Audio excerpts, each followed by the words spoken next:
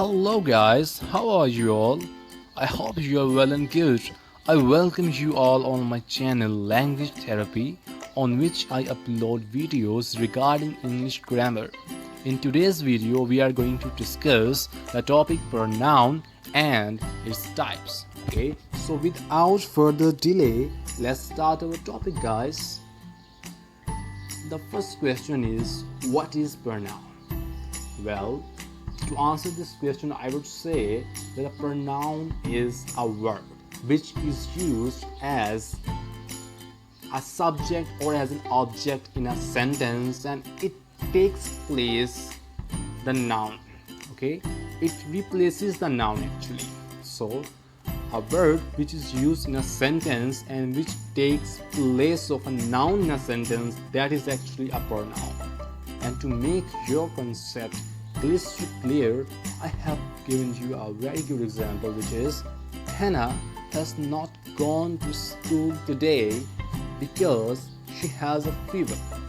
Now in this sentence, there are two parts of this sentence actually. The first part, the subject is Hannah and Hannah is a noun there. And in the second part, to refer Hannah, I have used a word which is she. Now she is actually replacing the noun. Okay, so that is actually the pronoun. That is what the pronoun does. Okay, so there are some other examples as well, like they are working hard since morning. Now in this sentence, they is used as a subject in this sentence and they is a pronoun. And same is the case with the second example, which is he is playing video games. Now in this sentence, he is used as a subject and it is actually a pronoun because it is replacing the name of a person who is playing video games. Okay, I hope the concept of pronoun has become clear to you.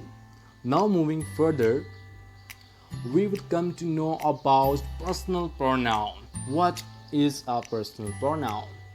Well, the pronouns like I, we, you, they, he, she, and it are termed as personal pronouns. Well, these pronouns are known as personal pronouns because they do stand for three reasons. Well, I have written three important points for you. In the first point, I have written the pronoun I and pronoun we stand for the person who is speaking in a sentence. Okay, so they are termed as first person pronouns. Like I can say, I love my country. So in this sentence, I love my country, it is I who is speaking. So this is actually a first person pronoun. Okay, well, moving forward to the next point, which is you and they. Well, you and they are used to talk about the person whom you are talking to. Okay, so that is why it is called second person pronoun. Okay, so we can say that you are a very charming student, so I am talking to you. That means it is the second person. Okay, now in the third point, I would say he, she, and it, they are basically three pronouns and they are personal pronouns and they are used to talk about an other person which is or who is not present at the moment. Okay, like they are termed as third person pronouns. Or I can say that he plays badminton very well. Now the person whom I am talking about is not present at the moment right now, so that is why it is called a third person pronoun. I hope the concept of personal pronoun has become clear to you. Now moving forward towards another type, which is subjective pronouns. Well, a subjective pronoun, it is a pronoun which is used as a subject in a sentence. It is quite simple to understand. The pronoun which is being used as a subject in a sentence is just called a subjective pronoun. There are some examples like Mandy walks slowly because he has got weight. Now in this sentence, Mandy is actually the subject of the first part of this sentence, and then the second part after because he is used for Mandy. Now he is acting as a subject in the second part of the sentence. So he is actually the subjective pronoun. I hope you got my point. Well, in the second example, I would say Sophie will make pancakes at his birthday. She knows cooking. Okay. Now, in this example, I would say she is actually replacing Sophie in the previous part of the tense of this sentence, and that is why it is called subjective pronoun, because she is acting as a subject in the other part of this particular sentence. Now, in the third example, I would say Shakespeare was a great dramatist. Besides being a dramatist, he was also a courtier. Now, in this sentence, in this example, in the first line of this example, Shakespeare is a noun, okay, and in the second line, which is he. Now, he is basically replacing Shakespeare, so he is acting as a subject in this sentence. It is actually a subjective pronoun. I hope the concept of subjective pronoun has become clear to you. So let's move towards the other type, which is objective pronoun. As the name shows, when a pronoun is used as an object of the verb in a sentence is called objective pronoun. In this case, a pronoun is governed by the verb in the sentence. Okay, this is very important point. Well, there are some common objective pronouns are listed here, like him, her, them, me, us, etc. Well, there are few examples, like I called him yesterday, but he was busy. Now, in this sentence, him, HIM, him is actually an objective pronoun because it is being governed by the verb called, okay, and it is acting as the object of the verb called. So that is why it is called as objective pronoun. Well, in the second example, I would say I knew it was her who met at Laura's party. Okay, now in this sentence I can say her is actually an objective pronoun and it is governed by the verb was. Okay, well, in the third example I would say they call him a genius, but I believe he's just trying to compete with other mates.